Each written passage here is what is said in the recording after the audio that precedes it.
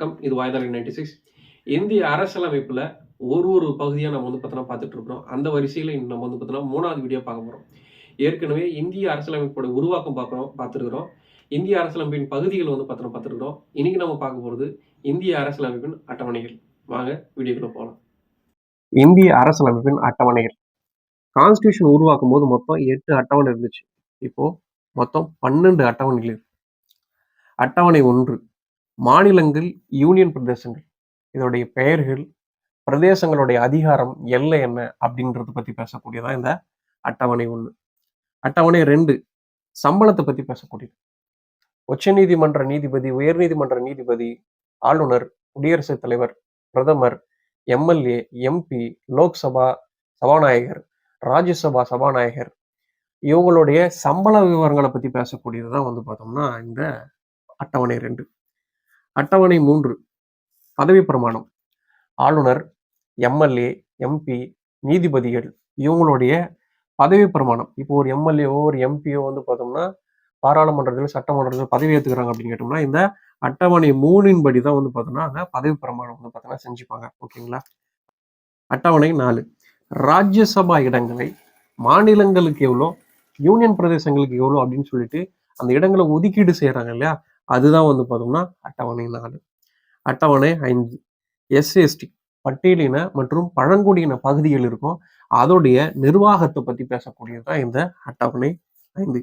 அட்டவணை 6, அசாம், திரிபுரா, மேகாலயா, மிசோரம் இங்க இருக்கக்கூடிய பகுதிகளில் இருக்கக்கூடிய பழங்குடியினர்களுடைய நிர்வாகத்தை பத்தி பேசக்கூடியது இந்த அட்டவணை 6.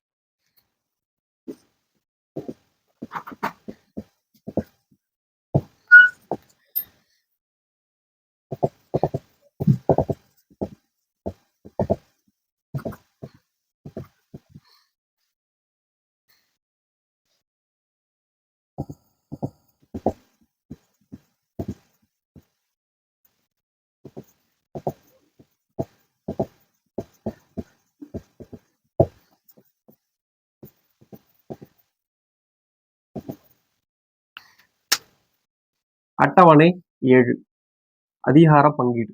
ஓகேங்களா? இதை மத்திய பட்டியல், மாநில பட்டியல், பொதுப்பட்டியல் அப்படின்னு சொல்லிட்டு 3ஆ பிரிக்கிறாங்க இந்த அதிகாரத்தை. மத்திய பட்டியலில் பார்த்தோம்னா மொத்தம் 98 துறைகள் இருக்கு. இந்த 98 துறைகள்ல மத்திய அரசாங்கம் சட்டம் இயற்றிக்கலாம். மாநில பட்டியலில் மொத்தம் 59 அதிகாரம் இருக்குது, அதாவது துறைகள் இருக்குது. அந்த 59 துறைகள்ல மாநில அரசாங்கம் சட்டம் இயற்றிக்கலாம்.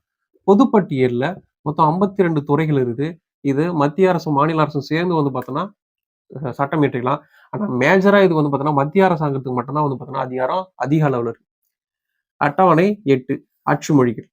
இந்திய கான்ஸ்டியூஷன் நடைமுறைக்கு வந்தபோது மொத்தம் பார்த்தோம்னா 14 லாங்குவேஜ் பார்த்தோம்னா இந்தியாவோட ஆட்சி மொழியா இருந்துச்சு. இப்போ பார்த்தோம்னா 22 மொழி இருக்கு. தமிழ், தெலுங்கு, கன்னடம், மலையாளம், ஹிந்தி இந்த மாதிரி பார்த்தோம்னா மொத்தம் 22 இந்தியாவில் ஆட்சி மொழியா இருக்கு. இந்திய மொழி ஆட்சி மொழியா இருக்கு. அட்டவணை 9, நிலச்சீர்திருத்தம், நிலவரி, ஜமீன்தாரி முறை ஒழிப்பு இதெல்லாம் பார்த்தோம்னா அட்டவணை 9 வச்சிருக்கிறாங்க.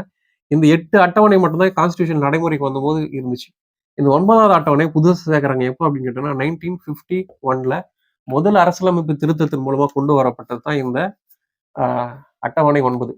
இந்த அட்டவணை 9ல பார்த்தோம்னா நீதி மறு ஆய்வுக்கு பார்த்தோம்னா விலக்கு அளிச்சிருந்தாங்க. இந்த இடத்துல இருக்கக்கூடிய சொல்லக்கூடிய கான்ஸ்டியூஷன் விதிகள் இருக்கு இல்லையா, இங்க ஏதாச்சும் ஒரு ஆர்டிகல் இருந்துச்சுன்னா அதுக்கு பார்த்தோம்னா நீதி மறு ஆய்வுல இருந்து விலக்கு அளிக்கப்பட்டிருந்துச்சு.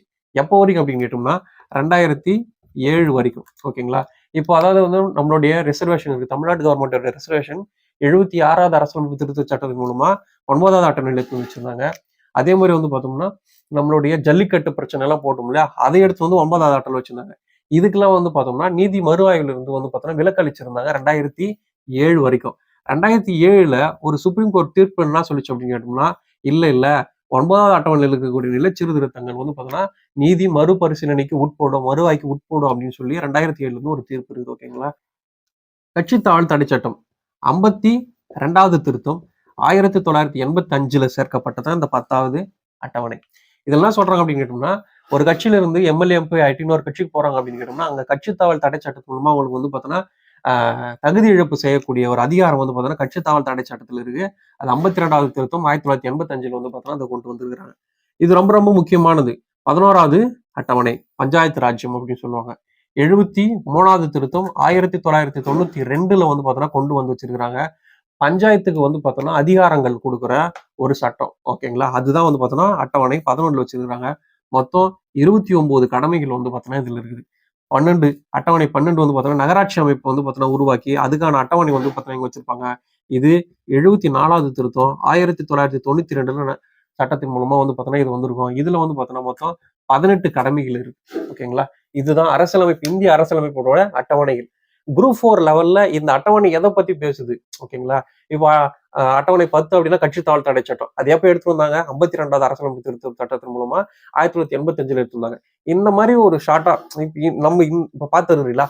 இந்த அளவு தெரிஞ்சாவே நம்ம வந்து பார்த்தீங்கன்னா குரூப் 4ல அட்டவணையில இருந்து எதனா ஒரு கேள்வி கேட்டா நம்மளால கம்பல்சரி அடிக்க முடியும். இந்த மாதிரி தொடர்ச்சியான நம்மளுடைய காணொலி நிறைய வந்துட்டே இருக்கும். அது குரூப் 4ல ப்ரிப்பேர் பண்ணிட்டு இருக்கிறீங்க. 2025ல கம்பல்சரி நீங்க வேலை வாங்குறீங்க அப்படின்னு கேட்டோம்னா, அந்த ஒரு எண்ணம் இருக்கு அப்படின்னு கேட்டோம்னா, நம்ம சேனல்ல கம்பல்சரி பண்ணுங்க. நம்ம டெய்லி படிச்சது வந்து பார்த்தீங்கன்னா, இந்த மாதிரி வீடியோ மேக் பண்ணி போட்டுட்டு இருக்கோம்.